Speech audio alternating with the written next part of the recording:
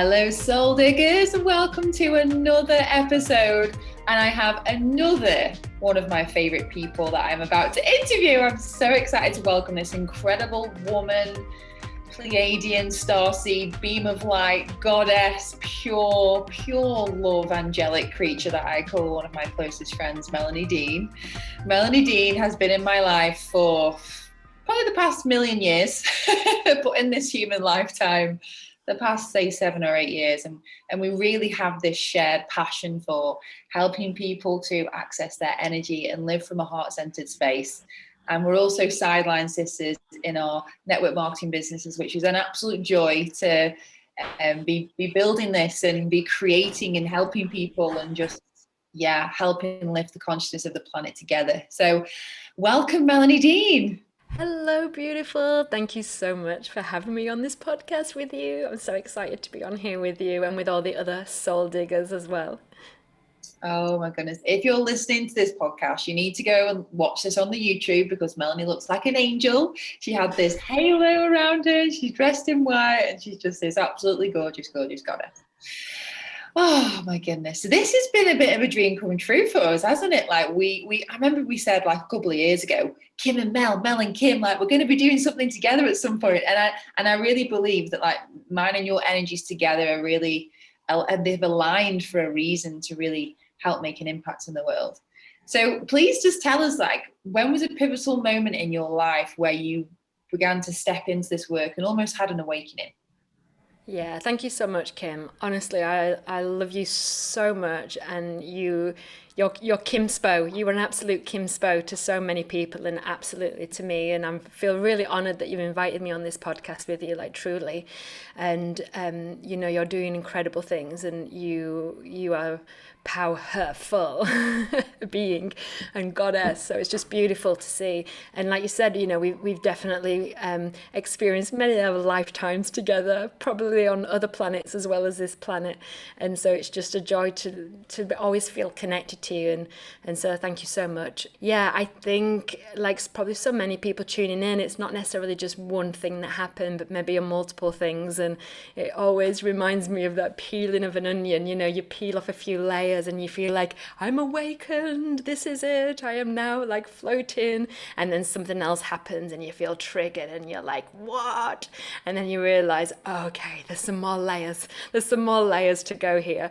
And so then you have some other realizations and some other awakenings. And for me, it's just been this continuous journey. And I can definitely look back on even just in the last 6 months, 12 months, I can feel like how much I've shifted. And so there's always, that beautiful growth to go on.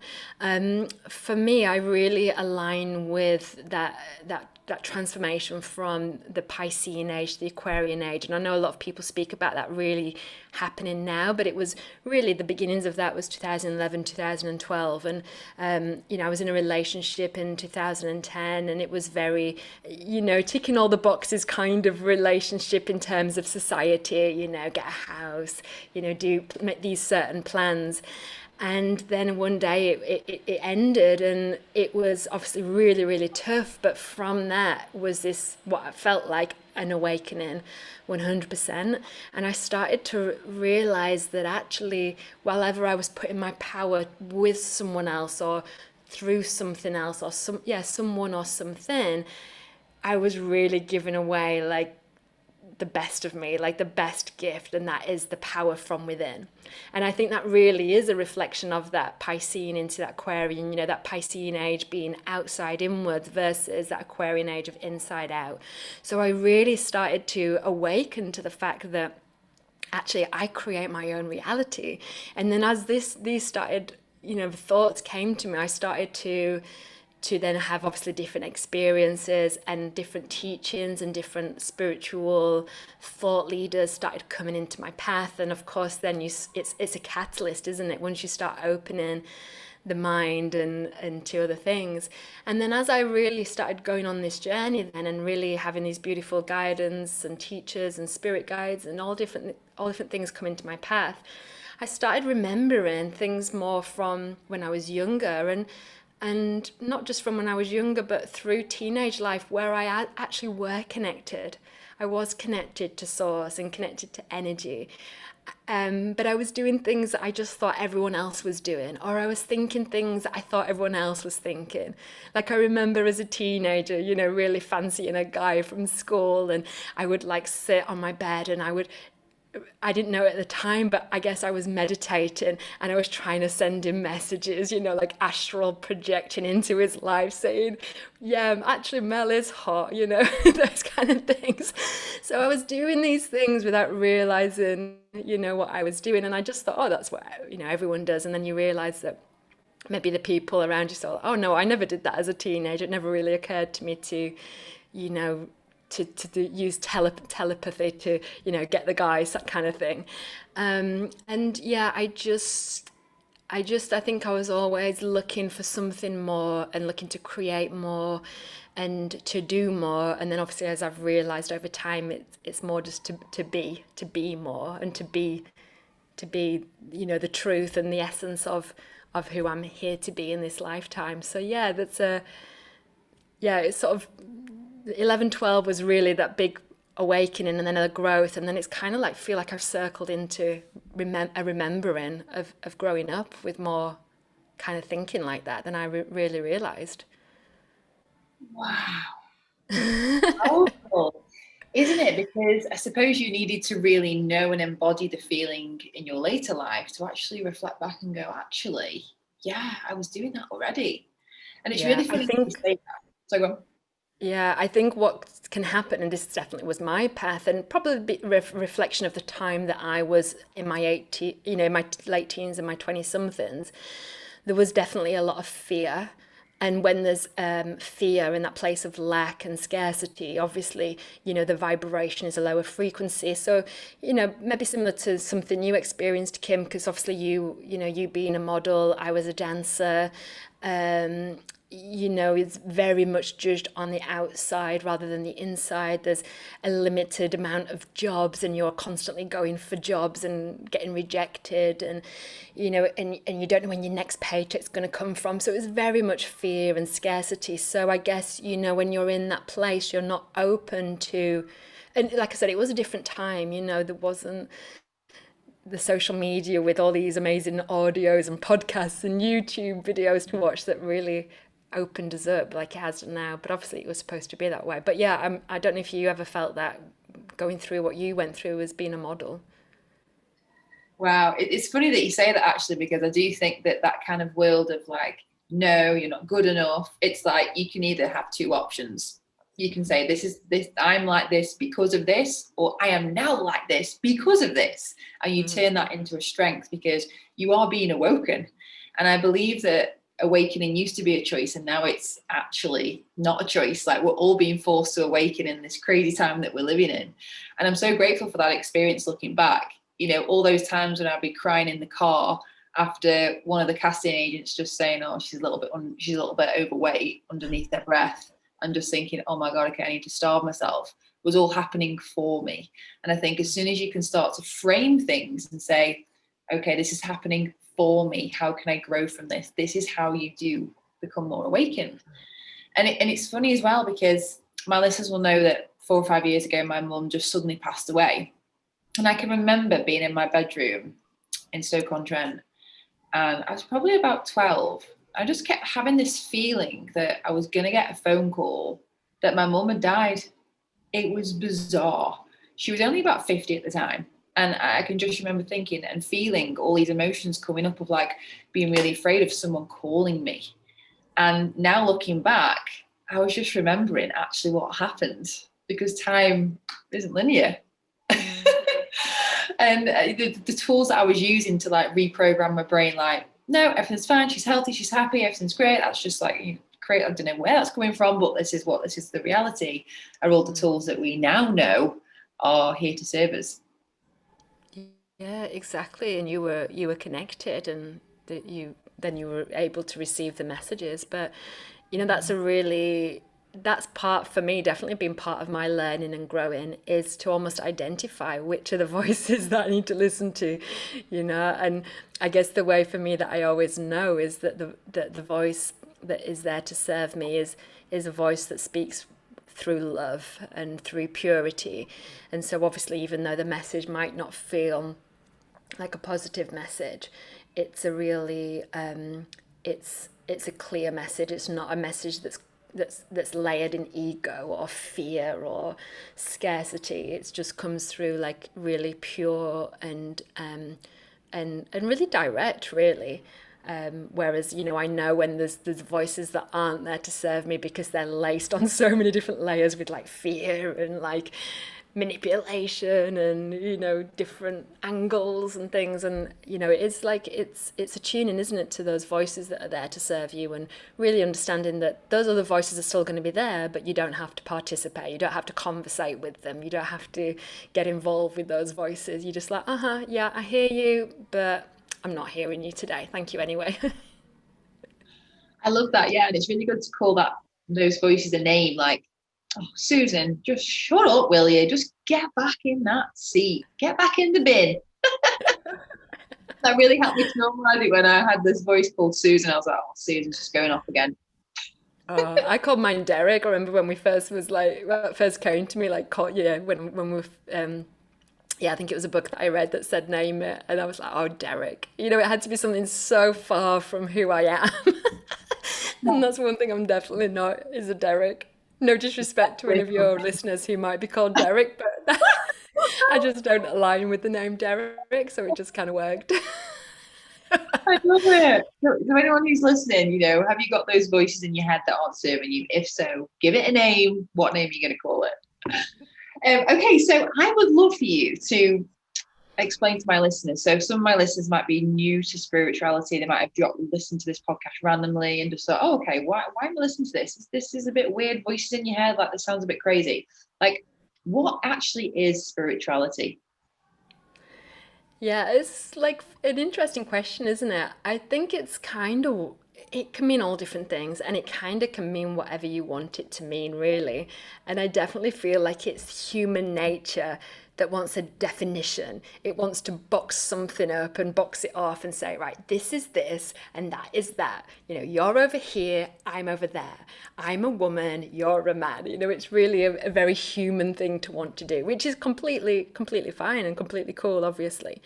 For me, I guess, you know, spirituality is connecting to the senses that aren't your general five. You know, we've got our five senses, and that's really here to experience planet Earth.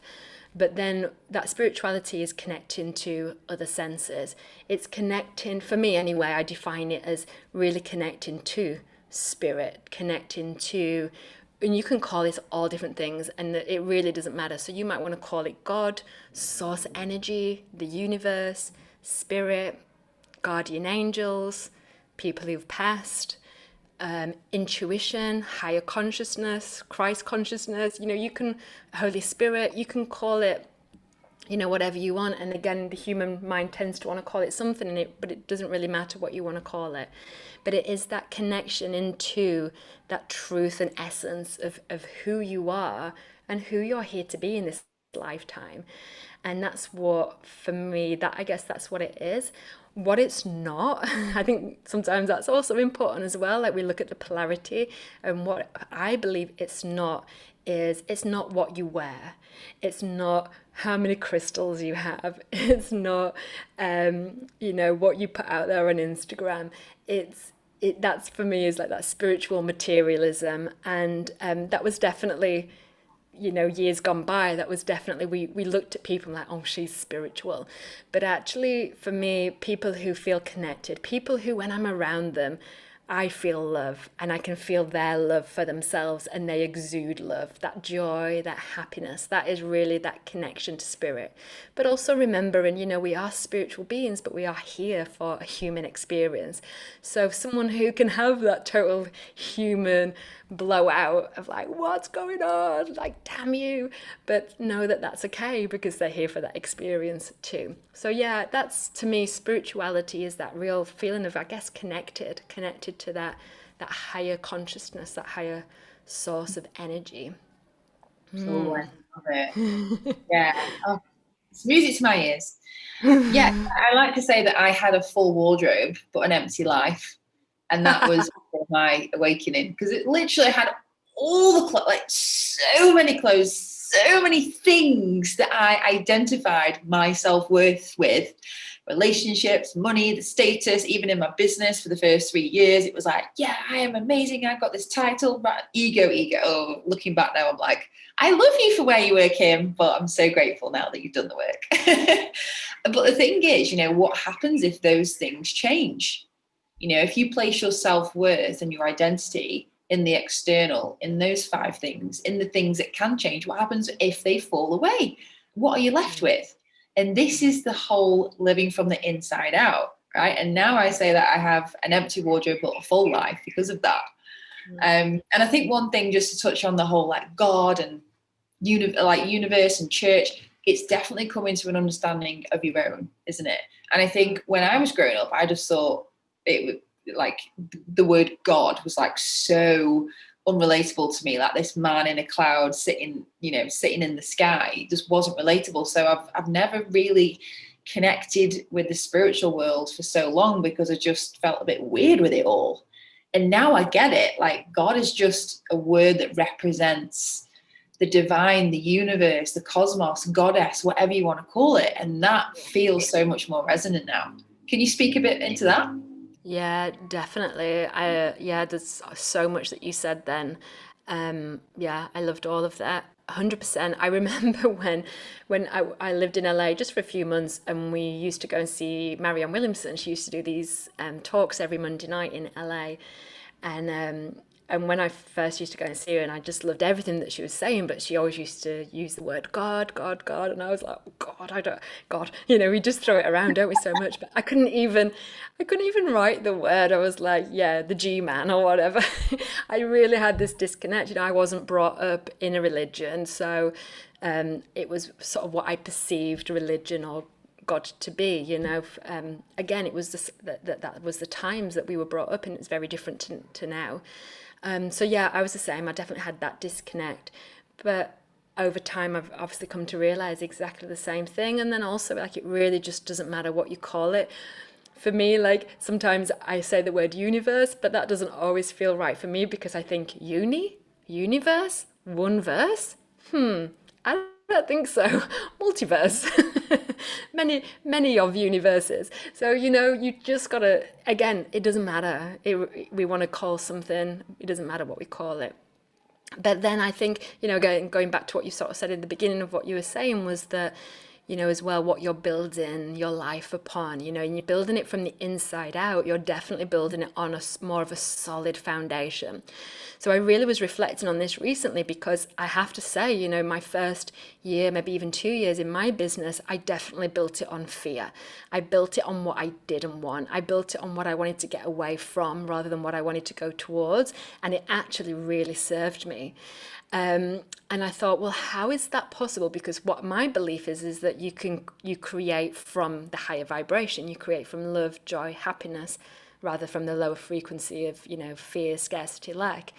So I was like, how did I create from that place? And what I came to sort of realize was that I could create, but it wasn't a solid foundation. So it could crumble at any time. It could get knocked off. It could get knocked sideways. So although it is possible to create from that place initially, you do have to start replacing that with the energy and vibration of love, joy, happiness, abundance, expectation, acceptance, and you're then going to fill it in. So say, for example, you put bricks of fear, you have to fill it in with cement so it's solid, so it's not just going to get blown over with a gust of wind. And that's I think what I downloaded and felt really true to me, because I was trying to understand that from me. And yeah, when you build from inside out, you build for long term, and you build on solid foundation, whatever that might be. And if you want to have the clothes, you want the car, you want the house, it's not saying that those things are wrong, absolutely not. But you're creating from the inside out. So it's like, once you align with you and why do you want the car, like say you want this particular car, like why do you want it, what's the feeling behind it, And if you feel aligned with wanting that car, then you can manifest that car and it'll be in your life because you align with it through love, joy, appreciation, and happiness, or the house, or the traveling, whatever. But it is aligning to what it is that you desire and matching it as a frequency. And so what sometimes happens is people say they want something, but they're not aligned with what they want. And that's why then there's a mismatch and it can't come into their realm because the frequency is not a match for what it is that they want to create. Love that. Oh my goodness. Guys, if you're getting value from this, please do screenshot, like, and share. We're going to be sharing Melanie's Instagram details so we can spread it all over the world and inspire millions of people with her message. I'm just going to read out a 5-star review of the week. And guys, I'm so excited. We are so on track to hit our goal of 333 5-star reviews at the end of this year. We can do this. So this one is from Cami Barcia 98. As soon as I discovered that Kim had a podcast, I had to listen to it. She's such an inspiration, and through her podcast, she's helped me through my own spiritual awakening and becoming who I'm truly meant to be. Thank you, Kim. Oh, thank you so much, Cami. So if anyone would like to get shouted out on the show, please, please, please go to Apple iTunes and leave a 5-star review. It would mean the world to me because honestly, service literally fires me up, and I know it fires Melanie up as well. So to get messages like this consistently every single day, it's just like, oh my God, it's just so divine. Thank you, thank you, thank you. More, please. Okay, so let me just ask you a question. So let's just say we've got a mom, she's got 3 kids, she lives in a gorgeous house, she's got everything that she wants, and she kind of wants to start bringing a little bit of spirituality in, but just doesn't connect with, say, maybe me or maybe even you, people that are really deeply in the work. Like, what can you speak into that and how they can maybe bring in more spiritual practices? Because I know a lot of people say, from my hometown, they may not relate to me and how I am now because I feel like I'm so in the work, maybe I'm speaking a different language to them almost. So how can they become more spiritual without thinking they need to be like me? If that makes sense. Yeah, I love that, Kim, because it doesn't have to look like a certain way or be a certain thing. Like that's what I meant with that whole spiritual materialism. It's not about what you wear, but it's also not about what you do. It's not doing, it's being, isn't it?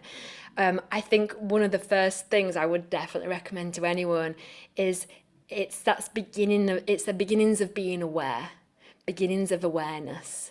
So I think number one would be like if you can start being aware of your thoughts. That we have the monkey mind, Susan, Derek, whatever you want to call it. We have that monkey mind that's just, going from one branch to the next thought, to the next thought. If you can start being aware of that, already we're starting to be in our consciousness rather than just our subconscious. We're starting to be aware rather than the mind ruling us, we're actually ruling the mind. And another thing I think is really beautiful to do is really just being in touch with nature. That is a beautiful spiritual practice.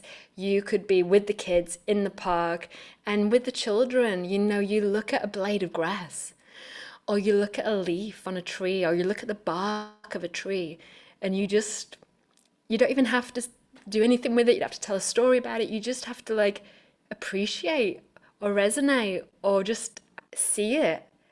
We walk through life sometimes, of course, because maybe we're doing the same walk every day. We see the same trees every day, the same plants every day, just the same thing every day. And that's when we go into that subconscious mind, that we're asleep at the wheel. So for example, to the viewers, if ever you've, driven to work, maybe you do the same route every day, 5 days a week.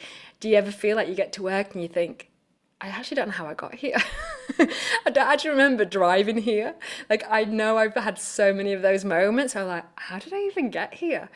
And that's because we're in that subconscious. We're not in our awareness. We're just doing it because we're programmed. So if we can just, step one, just getting out of that programmedness of life, that subconscious where we're just on override, and we start actually taking off autopilot and coming into, actually now I'm driving the vehicle, I'm driving my life, I'm in awareness. And one word that keeps coming to me recently is the word awe.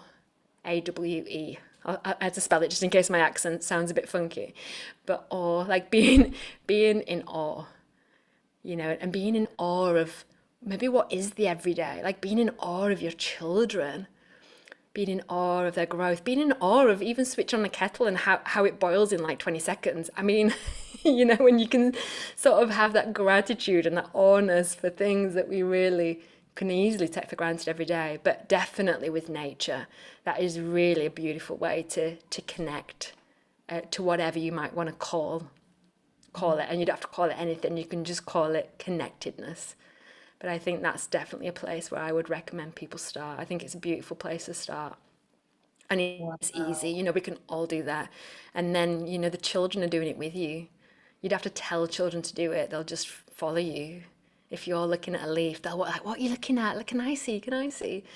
And then you're like, oh, look at the leaf, look at the veins, look how it gets its nurture, look.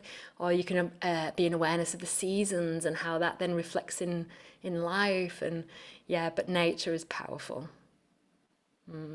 Wow.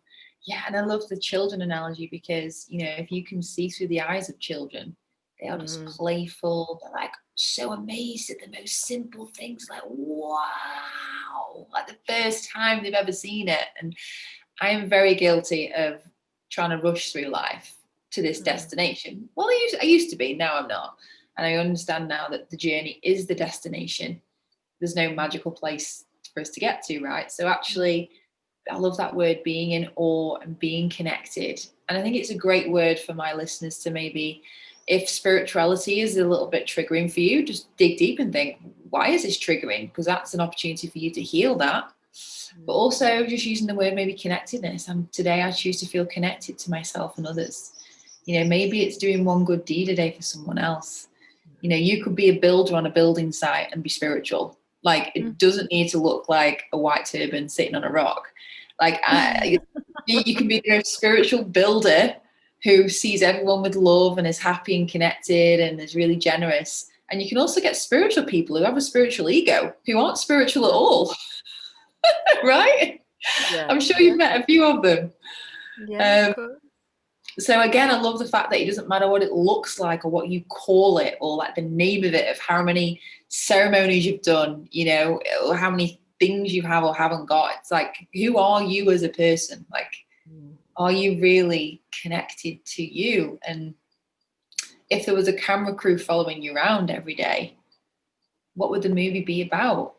Would it be about fear and scarcity and frustration and stress? Or would it be, just an amazing movie of flow and bliss and giving and gratitude and happiness and feeling good?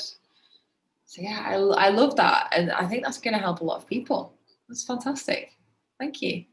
So have you got, like, just before we go, the last few minutes, like a couple of like exercises or daily disciplines people can do to kind of maybe introduce more connectiveness to themselves, or meditation or whatever that may be? Yeah, I believe that every day, if you can move your body, however that might look to you, it could be yoga, it could be a fitness class. Like, again, let's not get hung up on how it looks. Just move the body, especially to my peeps in the UK who are in winter, the Northern Hemisphere people who are in winter.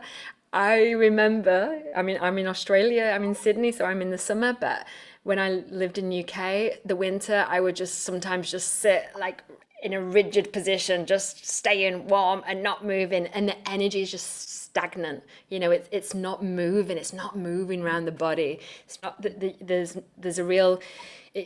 It's basically, you might know the word like chi or prana or life force, energy. Basically, we need to get energy moving around the body. So we always want to think of the mind, body, and the soul, and we want to, we don't want to just connect soul, spiritual. We want to make sure we're connected to the mind, connected to the body, and a balance of the three. And it's not that it doesn't matter if it's not balanced, but we want to be a witness to all of these things. So we need to move the body. We need to get the chi, the energy, the prana into the body. And another way we can do that is conscious breathing.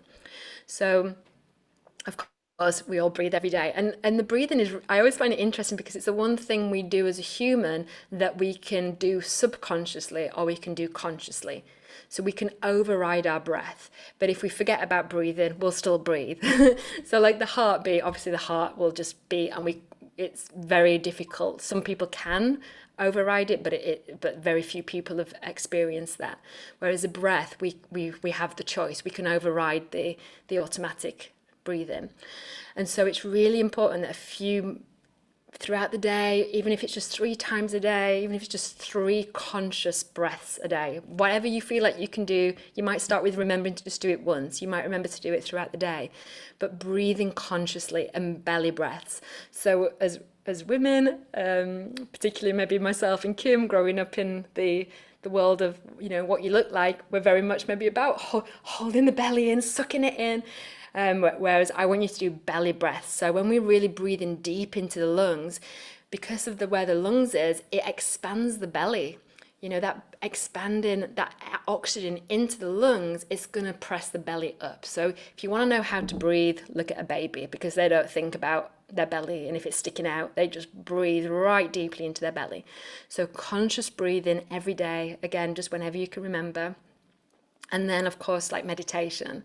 I spent a weekend with some amazing women, and the conversation went into like all these different tools, to feel your best, to feel you're connected. But ultimately, the most powerful is the meditation. We can say, oh, you can go and get Reiki done, or you can go to a yoga class, or you can go and do this, you can go and do that, you can go to a chiropractor, you can go to a healer, you can go to all these people to fix us. But really, we have what we need within, and that's that meditation. So whatever that might be, it might be like on YouTube, type in 5-minute guided meditation. So you do a 5-minute meditation, or maybe, you've been meditating for a while and you might want to do your own meditation.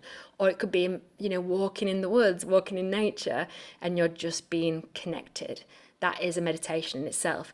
I, of course, live on Bondi Beach. I see the surfers. That's their meditation. So again, like, try not get hung up on what it might be to meditate or look like, but just spending, whether it's 5 minutes or longer, but once a day, where you connect with your higher self, that you like all that energy that's out there, it goes zoop, and it connects and grounds you in and connects you to the higher thinking, higher realms.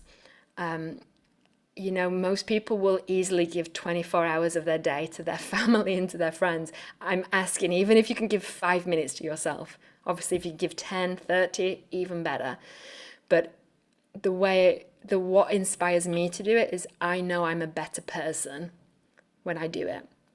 And I feel everyone deserves a better version of myself every day. So I do it for me, but I also do it for the people around me as well, because they get a better Mel Dean when I do that as well. So those are my 3.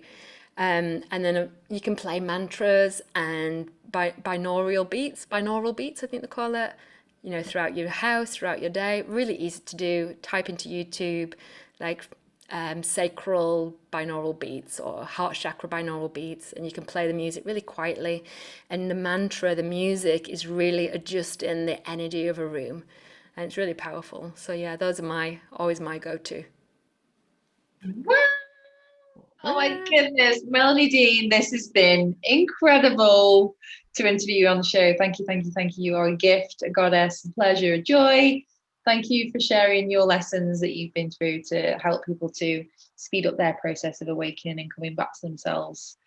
Thank you, thank you, thank you. And Melanie, where can people find you? And also you have your own podcast, which you've just launched a few weeks ago, which is so exciting. So can you tell everyone all about you and how to find you? It is exciting, but first of all, I have to hashtag Kimspo. Kim is just totally my inspiration. And when I saw and heard and listened to Kim's podcast, I was like, yeah, you know what? Yeah, why not? Why not, actually? So yeah, you've always been my Kimspo. So yeah, the podcast is called Radiant Living. You can find me on Instagram at Melanie J. Dean, the website melaniejddean.com, although that's needs a little bit of a refresh, a bit of an update. And then we have the Radiant Living community on Facebook as well. So feel free to find us on there, and Melanie J. Dean on YouTube. So yeah, just all the Melanie J. Deans, basically. I'm sure you'll find me. just, or if not, find Kim and you'll see me on a picture next to Kim or something. So everyone's thinking, okay, what does the J stand for? Is it Jane? Yeah, Jane with a Y. When you're a bit late to the Instagram party because you're like in resistance, and so the Melanie Dean has been and gone. Like that name went. So we put the J in. But yeah, I'm not known as Melanie Jane Dean to my friends. It's Mel Dean, Melanie Dean, Mel. Oh, Mel well, and Kim. thank you, all the Mels. We love you, and I can't wait for people to listen to this episode. Thank you so much, guys. Please do like, subscribe, and share, and head over to Apple iTunes and leave a 5-star review, and spread this message all around the world. Take care. Thanks again, Melanie. Thank you, Dylan. Lots of love. Bye. Thank you for joining me for another episode. I hope your soul feels inspired and expansive, ready for new levels. And if you want to work with me deeper and you want to know more about my work with Arbonne and how I help people to live aligned, please reach out. I also have a Align and Shine 5-day course that helps you to live in complete alignment, being in flow and ease and co-creation with the universe. So for more information on that, please head over to the Soul Digger Instagram, @, or my website, kimmella.co.uk. And until next time, please subscribe, share this with a friend, and leave a 5-star review. And please let me know what you love best about this episode. And remember, the magic is within.